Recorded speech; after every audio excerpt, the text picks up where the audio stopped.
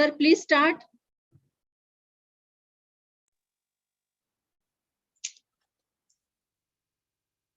Most respectable Commissioner Higher Education, Sanjay Tyagi sir, Nodal of the program, Dr. Vinod Bhardwaj sir, the coordinator of GOVT, Manju Sharma ma'am. First of all, hello. First of all, I would like to welcome all of you in this great program, great platform, GOVT. This is an innovative program that has been planned by the Commissionerate of Higher Education for the studies of the students, especially at a time of pandemic. Pandemic, we all know, it is a very critical time when we all are starving, we all are struggling to save our lives. In spite of that, the students who are living in the villages, the students who are in the home, a great initiative has been taken by the Commissionerate to get connected with the students and to educate them. It is indeed a very positive step. There is no doubt at all.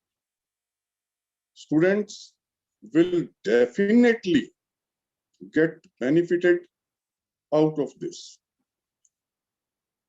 This is a time when everything is closed, even markets, shops, institutions, nothing is open.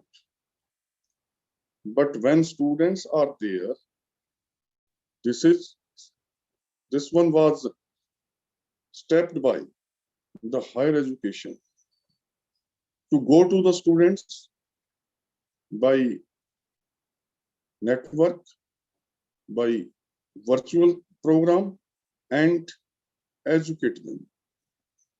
I feel obliged to be the part of this great platform.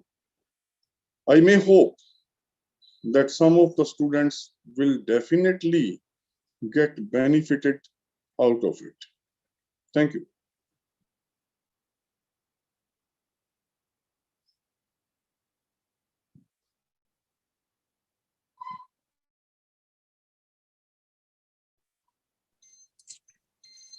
Next slide, ma'am, next slide.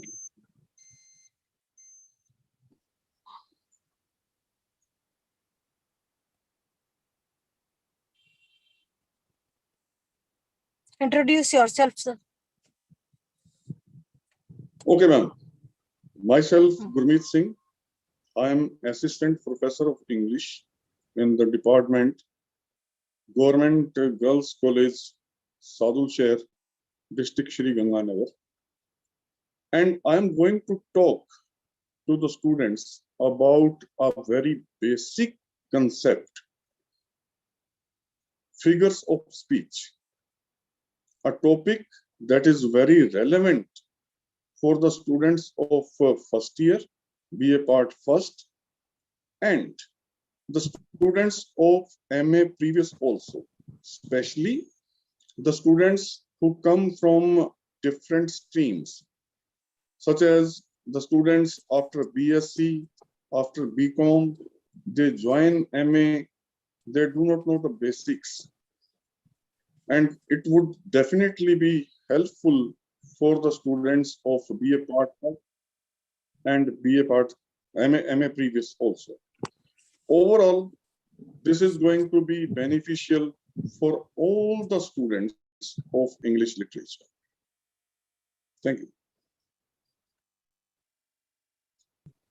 So begin the lecture. Well, Dear participants, today I am going to deliver a lecture on a very basic topic, figures of speech. When we get admitted into the college, whether in first year or whether in MA previous, what we do? First of all, we study the syllabus. We open the syllabus, what is have to do, we are required to do in coming session or in coming year. There is a particular unit, maybe almost in every universities, there is a unit that is literary terms and the history of English literature. Literary term, it is a topic that includes so many things. But first of all, we should come to what is a literary term. Literary term is a word, is a phrase, is a title that is literature. Term can be defined in a general way also. Term can be defined in a general way, time being, for the period of time, short term, long term. But in literature, we are having a different meaning, different concept. In literature, term is a word, term is a phrase, and I must say, the term is a title that is given to a specific type of composition. For example, lyric, sonnet, epic, ballad, ode, comedy, tragedy. What is this? These all are the terms which are given to the particular type of composition. I'm not going to describe what lyric is, what sonnet is. Sonnet is having its own characteristic features. Lyric is having its own characteristic features. Ode also. In the likewise manner, ballad or so on. But the topic I am going to discuss, that is figure of speech. Figure of speech is also included in the same title, in the same unit. Literary terms. But there is a slight difference. I must say once again, I would repeat, term is a title that is given to a particular composition. But whereas figure is concerned, let us come to the particular word figure. What figure is? If we generally discuss, if we generally talk, figure is taken as a shape. This is the shape, figure of a person, figure of a lady, whatsoever. But when we come to literature and when we come to a particular line, figure of speech in itself denotes that it is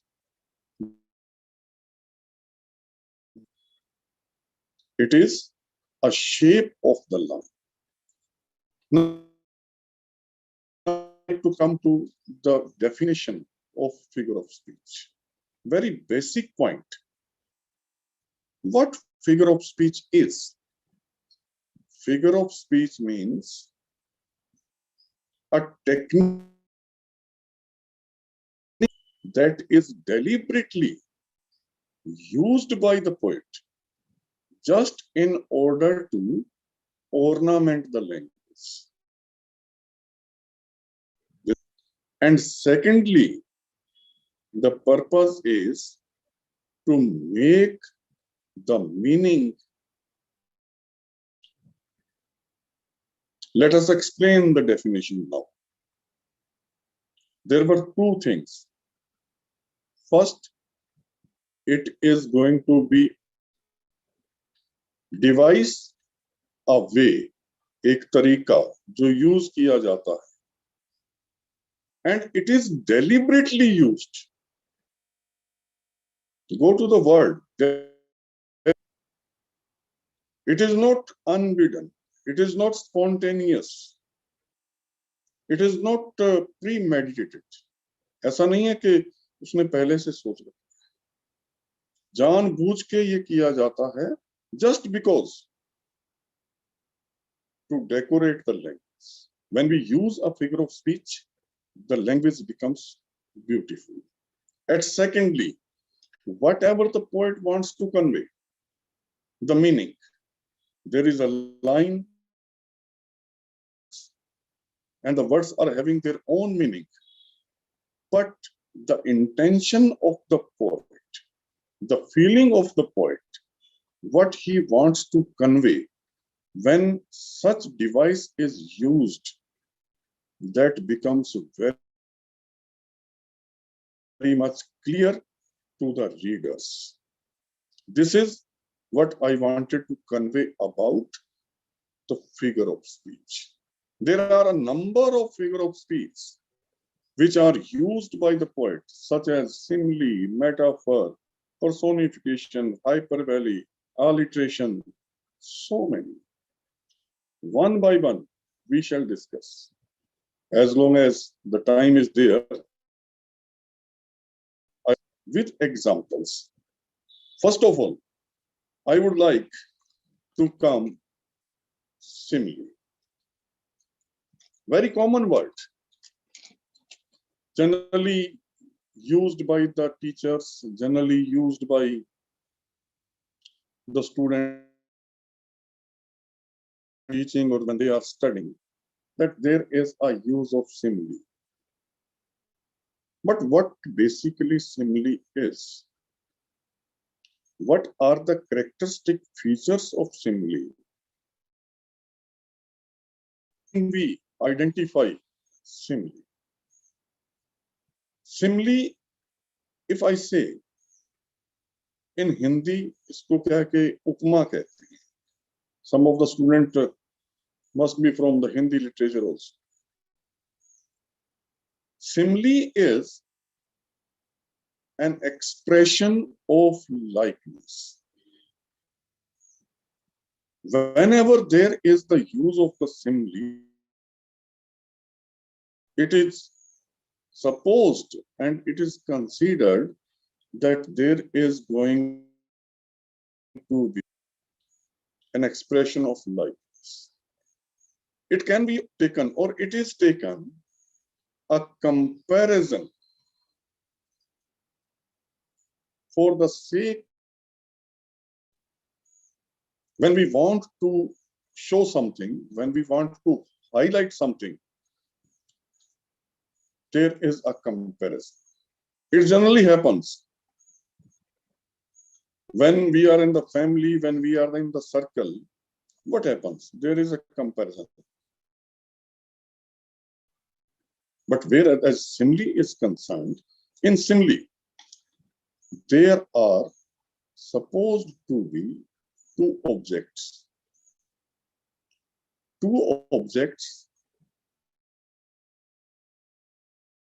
different objects, which are having one trait in common. At least one quality must be common in both of the objects. What happens then? That two objects, they are placed side by side and they are compared. They are compared to some quality in common. and it is supposed to be a direct comparison where the quality itself is almost exposed, almost shown. Number two, there are the words of as, like, so. These are considered to be the words of comparison. When these words are used, it is almost considered that there is a comparison. In the case of simile, these words are dead. If these words are used, not used, suppose there is an example, and suppose so, like, as, these words are not there in that particular line or that particular sentence, we cannot consider that comparison as a simile. Two things came there. Two things we are to keep in mind whereas simile is concerned. First, objects. And objects must be different. And secondly, the words of comparison must be used there. Now I explain whatever I give you insight. Okay, I give you an example. Sita is as beautiful as Gita. Very simple example. Sita is as beautiful as Gita. Can this comparison sentence be taken as an example of simile? No, not at all. Not at all. Though the words of comparison are used, the problem was that both the objects they are same. They are not different. Sita and Gita, both are human beings. If we say that Sita is as beautiful as the moon, following it, Sita is as beautiful as the moon. This is the example of simile. Why? Because Sita is a different object and the moon. The words of comparison, as, like, so, they are used. And thirdly, the point of comparison, the beauty, both are beautiful. That is pointed out. That is made clear. Are there. Whenever we study any line of poetry, any poem, and such examples are there, when such things are clear, okay, both the objects are different, the words are used, and the point of comparison that is clearly stated, we can state that this is the example of simile. Generally, it happens whenever we also set the papers, there are given the lines for the stanza, and students are asked what sort of device is used in these lines. Whereas simile is concerned, if your concept is clear about simile, you can immediately say where the poet has used simile. Water is clear like crystal. Again, the example of simile. Water, a crystal, a stone, different object. But what is the similarity between these two objects? The similarity is that both are clear. They are not dirty. When such examples are there, then the example of simile. I think two examples and definition would be enough. Whenever you study, whenever you are looking at the text, when these things come there, think on that. Like is used, so is used, as is used. And if the objects are different, that is the example of simile. Now we come to the second figure of speech, metaphor. Again, a very common term, generally used. Generally in the sense for the students who have studied the literature, but not for the students who are coming fresh. In Hindi, metaphor को रूपक कहते हैं. What is it? Metaphor is an implied simile. What is metaphor? Metaphor is an implied simile. Implied means something that is involved, something that is having implications, something that is having, or something that is understood. That is implied. Form of simile, no doubt. In metaphor, there is also a comparison. But in simile, the comparison was open. The point of comparison, it was clear. But whereas metaphor is concerned, the point of comparison, it is hidden. It is not clearly stated. Let us come to the definition of metaphor. If we wanted to define metaphor, it is a figure of speech in which a word is transferred.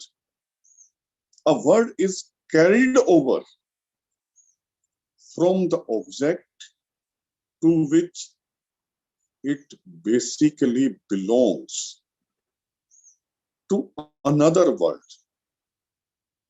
in such a way, in such a manner that there is a comparison. And that comparison is implied. A word, a sense that is transferred, that is carried over to another place. Two objects are there, no doubt. There is no confusion at all. But carried over. It is not clearly stated. In this way, we can say that metaphor is a compressed simile. It is a hidden simile. Secondly, whereas metaphor is concerned, the words of comparison, as, like, so, which were used in simile, omitted here. They are not used. Now, I give you a simple example just to explain this. Mahatma Gandhi is the pillar of the nation. Very simple example. Mahatma Gandhi is the pillar of the nation. There are two objects. One is Mahatma Gandhi and second is nation. But their strength, the quality that is transferred to the people. Both are giving strength. There is a comparison, there is a similarity, but that is hidden. Another example I would like to give you. A camel is the ship of the desert. Now, how would you explain it? Ship is there in the sea and ocean. Camel is there in the desert. Camel is considered as the ship. Objects are different. Camel can survive without water for so many days, whereas the desert is concerned or the journey is concerned. In the likewise manner, the ship can travel. It can continue its journey. That's why the camel has been taken or considered as the ship of the nation. When such type of comparison is there, where the point of comparison is not cleared out, when the words of comparison, they are not used, it is clearly, there is no doubt, it is or it is going to be an example of metaphor. Now, I would also like to talk about the types of metaphor. Whereas English literature is concerned, types of metaphor. First, decorative metaphor. Note it down. Decorative metaphor. What decorative metaphor is? A metaphor that serves to point out an idea which in other way. When we use such concept that can be expressed by other way also, that means we used just for the sake of decoration, just for the sake of ornamentation of the language. That is decorative metaphor. Ship of the desert, for example, it can be changed. It can be used in another way also. This is an example of decorative metaphor. Second, we come functional or structural metaphor. This is the second type of metaphor. When a metaphor, complex thing or a thought that cannot be expressed in any other way, that is called functional, organic, or structural. Something is expressed, something there is complex enough, some thought, some feeling that is complex enough. It is once used. It cannot be explained again by using any other device that is supposed to be structural, functional metaphor. Now we come to the third device, third type, the type of metaphor. Dead metaphor. When the metaphor becomes extremely common,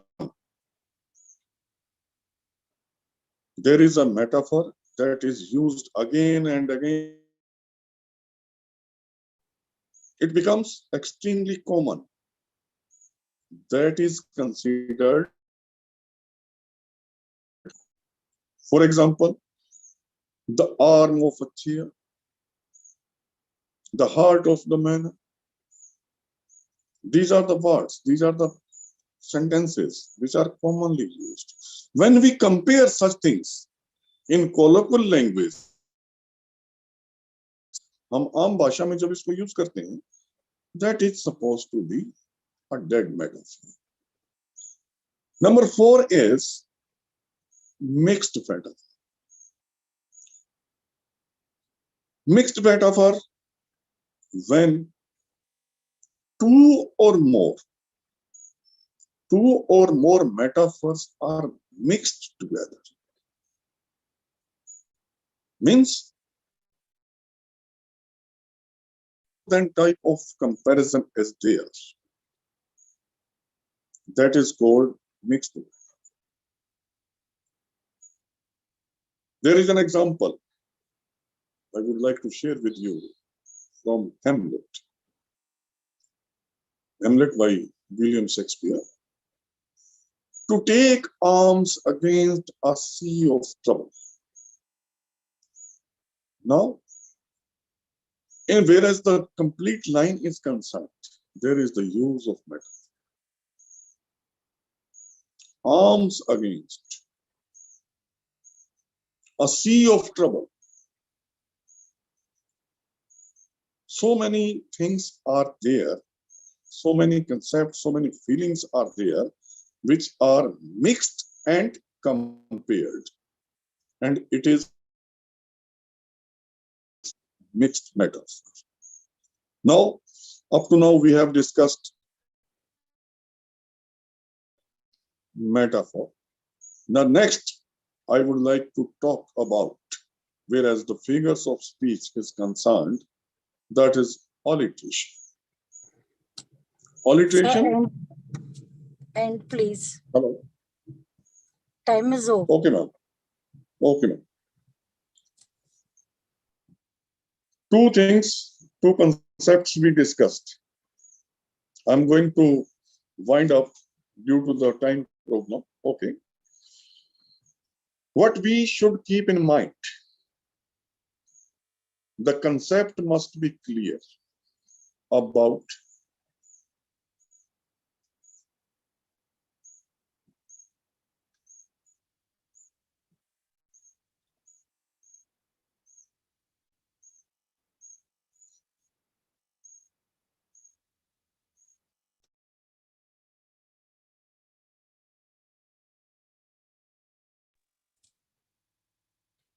Kindly like, share, and subscribe. Thank you so much. There is an interruption.